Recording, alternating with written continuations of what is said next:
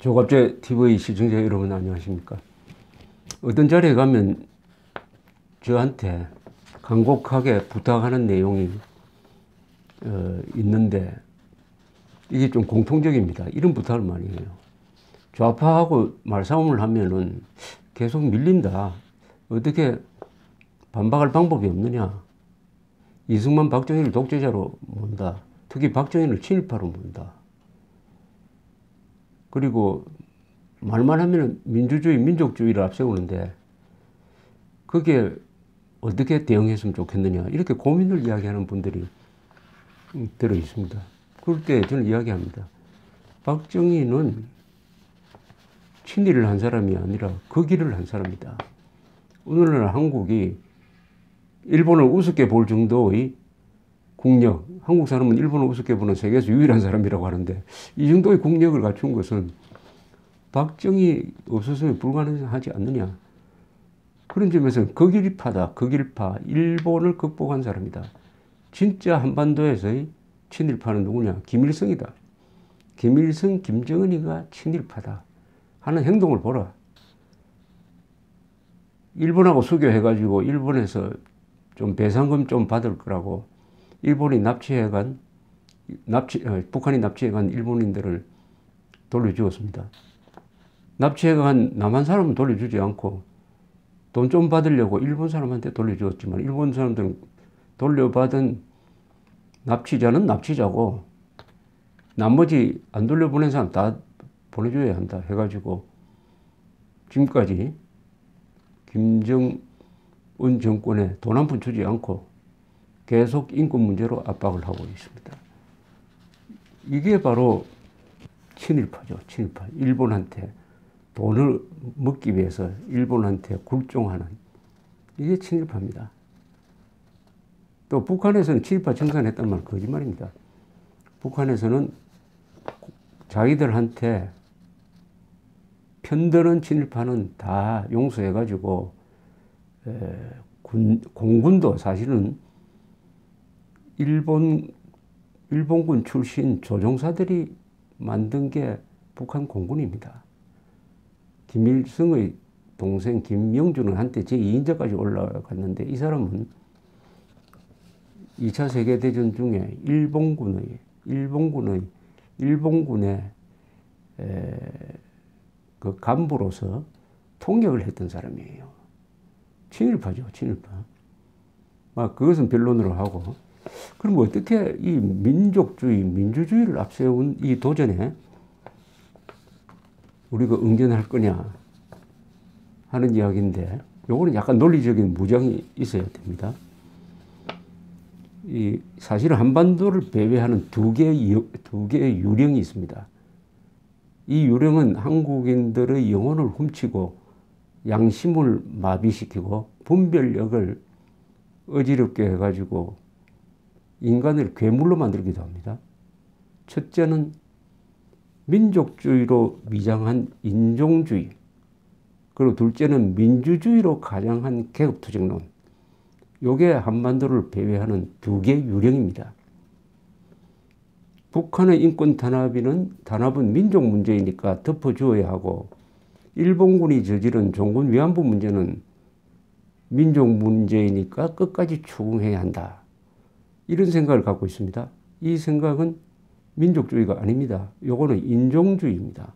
영어로 말하면은 민족주의는 내셔널리즘이고 인종주의는 레이시즘입니다.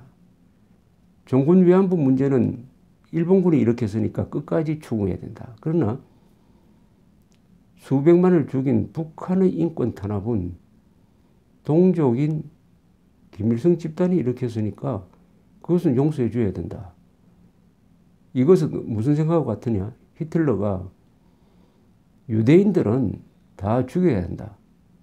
그리고 아리안족은 세계의 지배자가 되어야 한다. 는 이야기와 똑같습니다. 선과 악의 기준을 같은 민족이냐 아니냐로 규정하는 것입니다.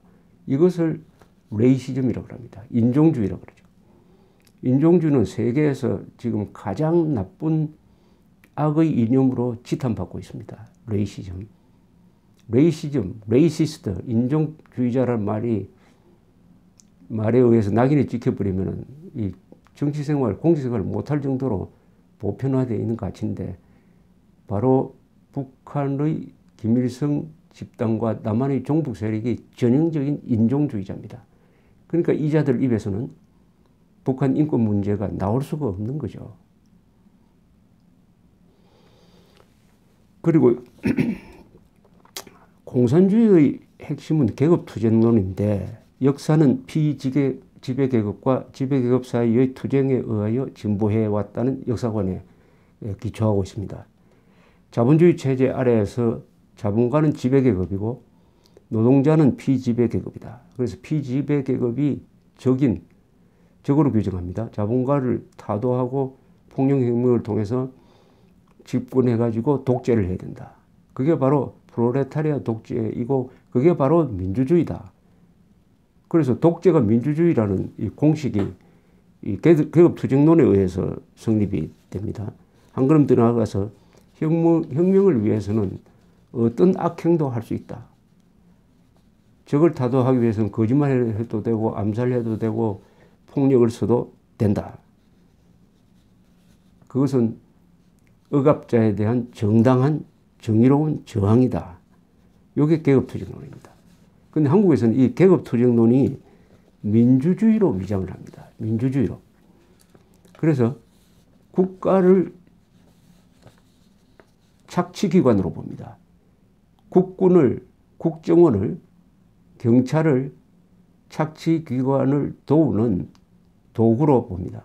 그러니까 국가를 부정하고 국법을 부정합니다. 그러니까 거짓말을 하고 애쓰고 해서 국가와 국법을 약화시키는 것. 그리고 그것을 뒷받침하는 전통과 역사, 국민 교양을 망가뜨리는 것. 이것을 임무라고 생각합니다. 자신들의 임무라고 생각합니다. 계급투쟁론자들의 목표는 권력 쟁취입니다. 권력을 쟁취를 하고 그 다음은 그 권력을 유지하는 것입니다. 권력 쟁취와 권력 유지가 계급투쟁론자들이 목표하는 바인데 그들은 계급투쟁론이라는 말 쓰지 않습니다. 자기들끼리만 쓰죠. 대중한테는 뭐라고 쓰느냐. 이게 민주투사가 하는 일이다. 우리는 민주주의자다. 이렇게 이야기를 합니다. 근데 이런 이야기를 하면은 많은 사람들이 이게 넘어가요. 넘어가는데 간단합니다. 이 사람들의 정체를 벗기려면은 세 가지 질문만 하면 됩니다. 세 가지 질문. 복잡하게 생각할 필요 없습니다. 첫째, 민주주의로 위장한 계급투쟁론, 사회주의죠. 사회주의 정체를 벗기는 방법. 둘째, 민족주의로 위장한 인종주의의 정체를 벗기는 방법. 이걸 제가 설명을 드리려고 합니다. 그런 사람들한테 첫째 이렇게 물어야 됩니다. 당신 공산당과 싸워본 적 있어요? 없다고 할 겁니다. 그럼 이렇게 얘기합니다. 공산당과 공산주의자와 싸운 적이 없다면 민주투사를 자칭해서는 안 된다. 한국의 민주주의는 공산당과 싸워야 지킬 수가 있다. 공산당과 싸우지 않고 민주투사를 자처하는 것은 일제와 싸우지 않고 독립투사를 자처하는 것과 같은 사기다. 이렇게 이야기하면 됩니다. 둘째, 이렇게 물으면 됩니다. 민족주의자를 자처하는 사람한테 당신 이승만, 박정희만큼 김일성, 김정일 욕한 적 있어요? 이렇게 물어요. 없을 겁니다. 없다고 한다면 당신은 민족주의자가 아니다. 민족 반역자를 비호하고 진정한 민족주의자를 욕하고 다니는 사람이 어떻게 민족주의자일 수 있겠느냐. 김일성, 김정일보다 이승만, 박정희를 더 욕한다면 그 사람은 민족 반역자를 편들고 민족주의자를 욕하는 자입니다. 어떻게 민족주의를 성스러운 거룩한 민족주의란 말을 입에 담을 수 있겠습니까? 세 번째 질문은 이렇게 하면 됩니다. 당신 북한 정권의 북한 주민 인권 탄압 행위를 비판해 본 적 있어요? 북한 인권 문제를 한 번이라도 거론해 본 적 있느냐? 이런 질문이죠. 없다고 할 겁니다. 없다면은 당신은 민주주의자도 민족주의자도 아니다. 심하게 말하면 인간도 아니다. 동족의 유대인처럼 학살하는데도 침묵하면은 그것은 인간이 아니지 않느냐. 민주주의는 인권인데 인권 말살을 구경하는 자를 어떻게 우리가 민주투사로 대우해 줄 수 있겠느냐. 더구나 북한 동족인데 동족의 불행을 보고도 아무 감흥이 화가 나지 않는 자를 어떻게 우리가 민족주의자로 말할 수 있겠느냐. 이렇게 반문하면 아마 승부가 날 거라고 생각합니다. 요약하면은 세 가지 질문입니다. 첫째, 당신 공산당과 싸워본 적 있어? 대답을 못하면은 민주주의자의 자격이 없습니다. 당신 김일성, 김정일 욕한 적 있어? 없다면은 민족주의자가 아닙니다. 당신 북한 정권의 인권 탄압을 비판한 적 있어? 없으면은 민주주의자도 민족주의자도 또한 인간도 아닌 것입니다. 요게 제가 드리는 여러분들의 좌파와 싸울 때 여러분들이 써먹을 수 있는 3대 무기입니다. 무기, 명기죠, 명기. 잘 활용해 주시기 바랍니다. 감사합니다.